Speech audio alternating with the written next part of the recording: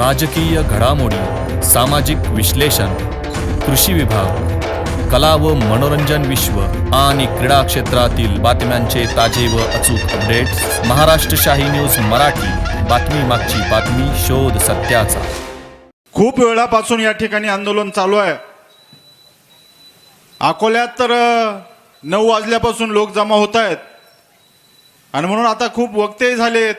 आंदोलनाचा थोडा वेळ झाल्यामुळे जरा कंटाळा आलाय. परंतु अकोलेकरांना माझी एक विनंती आहे, अभी नाही तो कभी नाही, आणि म्हणून आपण ही खरं तर चळवळ उभी केली. आणि म्हणून माझी एक विनंती आहे, एक जोरात आपण घोषणा देऊ. संगमनेर शहरात असेल, प्रांत अधिकाऱ्यांना असेल, सगळ्यांना अकोलेकरांचा आवाज कळाला पाहिजे का अकोलेकर काहीतरी मागणी घेऊन या ठिकाणी आलेले आहेत. आणि म्हणून मी पुढे घोषणा देतोय, तुम्ही मागे घोषणा द्यायची आहे. अकोले रेल्वे कृती समितीचा जरा जोरात आवाज मागचे. अकोले रेल्वे कृती समितीचा.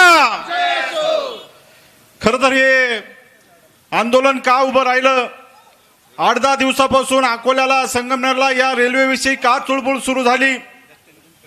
खरं तर अकोले पूर्वी नाशिक लोकसभा मतदारसंघाला जोडलेला होता. डॉक्टर दौलतराव आयर असतील, उत्तमराव डिकले असतील, राजाभाऊ गोडसे असतील, वसंतराव पवार असतील, देवीदास पिंगळे असतील, ही सर्व लोकप्रतिनिधी अकोल्याला जेव्हा जेव्हा भाषण करायची, जेव्हा जेव्हा मतं मागायची, तेव्हा तेव्हा नाशिक पुणे रेल्वेचा विषय खरं तर त्या पटलावर असायचा.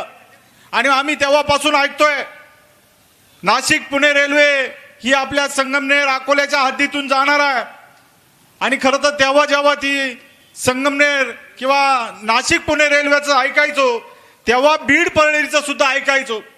आणि म्हणून बीड परळीचं रेल्वे आज चालू झाली, परंतु आपली नाशिक पुणे रेल्वे मात्र त्याच ठिकाणी रेंगाळत राहिली. काही जमिनी अधिग्रहित केल्या, 800-900 कोटी रुपये मोबदला शेतकऱ्यांना या रेल्वेच्या जागेसाठी मोबदला दिला. आणि पुन्हा एक खूळ आलं का जी काही नाशिक पुणे रेल्वे आहे, जिला आपण हायस्पीड म्हणतो, मिनी हायस्पीड रेल्वे म्हणतो, जी काही 2 तासात नाशिकवरून पुण्याला जाणार आहे, तिला मात्र आता 6 तास वेळ लागणार आहे. या ठिकाणी संगमनेरचे प्रथम नागरिक आमदार अमोल खताळ येत आहेत, त्यांचं या आमच्या आंदोलनात स्वागत. या आमदार साहेब पुढे या. आणि म्हणून मित्रांनो बघा, साधं सोपं उदाहरण आहे. आपण अकोल्याला, संगमनेरच्या माणसाला जर अकोल्याला यायचं असेल तर चिखली दांदरबळ फाटा हा सरळ मार्ग आहे. आणि त्याच संगमनेरच्या माणसाला म्हटलं तुला जर अकोल्याला यायचं असेल तर तू घारगावला जाय आणि मग अकोल्याला ये, असा मार्ग होऊ शकत नाही. अकोल्याचा माणूस घारगावला जाईल आणि मग संगमनेरला येईल, असं मित्रांनो होत नाही. आणि म्हणून हा जो काही जो शहरांचा विकास झालाय, मुंबई नंतर पुणे असेल, नाशिक असेल, ही शहरं विकसित झाले. आणि म्हणून सुवर्ण त्रिकोण या सरकारचा उद्देश होता. सुवर्ण त्रिकोण करायचा, पुणे, नाशिक, मुंबई, म्हणजे नाशिकवरून पुण्याला, पुण्यावरून मुंबई आणि मुंबईवरून परत नाशिक, हा सुवर्ण त्रिकोणाची संकल्पना मित्रांनो होती. आणि म्हणून त्याला कुठेतरी खोडा घातला गेला.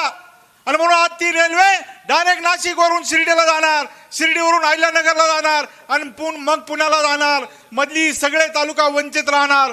काल मी शिवाजीराव आढळराव पाटलांची सुद्धा मुलाखत पाहिली. आणि तो पुण्याचा उत्तरनगर जिल्हा या नाशिक पुण्यावर अवलंबून आहे. आज ती चाकणची ट्रॅफिक असेल, पुण्याची ट्रॅफिक असेल, आणि रेल्वे हा दळणवळणाचा सगळ्यात महत्वाचा मुद्दा आहे. आणि म्हणून आपल्याला सुद्धा विकासाचा सहभाग व्हायचा असेल, आपल्याला जर विकासात जर सहभागी व्हायचं असेल तर रेल्वे अकोल्यातून जाणं खूप गरजेचं आहे. आणि म्हणून उत्तरेतल्या सर्व जिल्ह्यातल्या सर्व तालुक्यातल्या लोकांना माझी विनंती आहे, अरे आज तुमच्या बागा फुगल्या, तुमच्या बागा फुलल्या, तुमची मळे शेती वाणी हिरवेगार झाली, ती फुकट झाली नाही. या अकोलेकरांचा त्याग आहे. अकोल्यात पाऊस पडतो, अकोल्यात धरणे बांधले जातात, अकोल्यातूनच कॅनल जातो आणि मग तुम्हाला ते पाणी येतं आणि तुमची शेती हिरवीगार होती. याही गरीब अकोल्या तालुक्याला, याही आदिवासी तालुक्याला कधीतरी मुख्य प्रवाहात येऊ द्या, या विकासाच्या प्रवाहात येऊ द्या.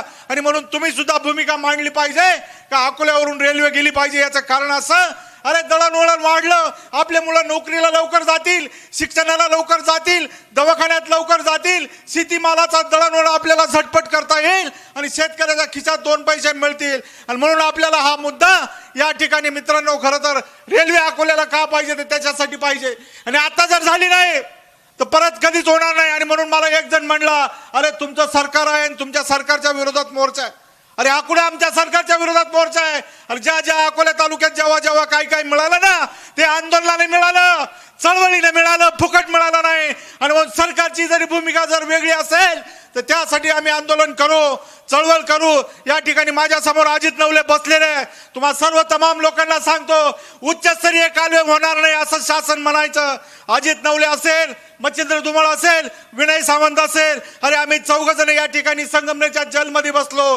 आम्ही सांगितलं ते तुमचा फिजिबल असू नाही तर नसू, उच्चस्तरीय कालवे झाले पाहिजे. आणि मित्रांनो उच्चस्तरीय कालवे झाले. अरे हे चळवळीत यश असतं, हे आंदोलनात यश असतं. आणि म्हणून या ठिकाणी अमित बांगरे बसलेले, त्यांचे वडील असताना अशोक बांगरे आम्ही 11 दिवस येरवड्याच्या जेलमध्ये गेलो.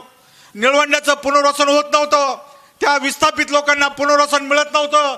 आम्ही 11 दिवस जेलमध्ये गेलो तेव्हा त्या लोकांना त्या ठिकाणी पुनर्वसन मिळालं. आणि म्हणून या ठिकाणी अमोल खताळ आहेत, आमदार किरण लामटे आहेत, सत्यजित तांबे गेले. काल परवा नागपूरला आम्ही अधिवेशनात आम्ही मुख्यमंत्र्यांना निवेदन दिलं. खताळ साहेबांनी आंदोलन केलं, डॉक्टर किरण लामटेने विधानसभेत प्रश्न मांडला, सत्यजित तांबेंनी सुद्धा त्या ठिकाणी विधान परिषदेत प्रश्न मांडला. आणि म्हणून जी आपल्याला एक ते यायची वज्रमुठ आहे ती आपल्याला शासनाला दाखवावं लागेल, तरच आपल्याला पदरात काहीतरी पडेल, अन्यथा हा रेल्वे मार्ग असाच होईल. आणि म्हणून अजित नवले असतील, विनय सावंत असेल, महेश नवले असेल, बाजीराव शेठ असतील, मनकर असतील, या सर्वांना विनंती आहे तुम्ही या पुढाकारपणा घेतायत. आम्ही हा तालुका म्हणून तुमच्या मागे निश्चित राहू. या आंदोलनाला, या चळवळीला आपल्या यश निश्चित मिळेल. चळवळ उभी केली ती आता थांबू नका.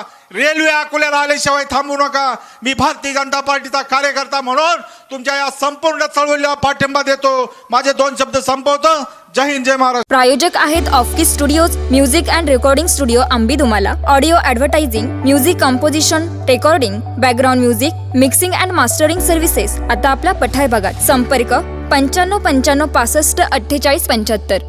महाराष्ट्र शाही न्यूज मराठी, बातमी मागची बातमी, शोध सत्याचा.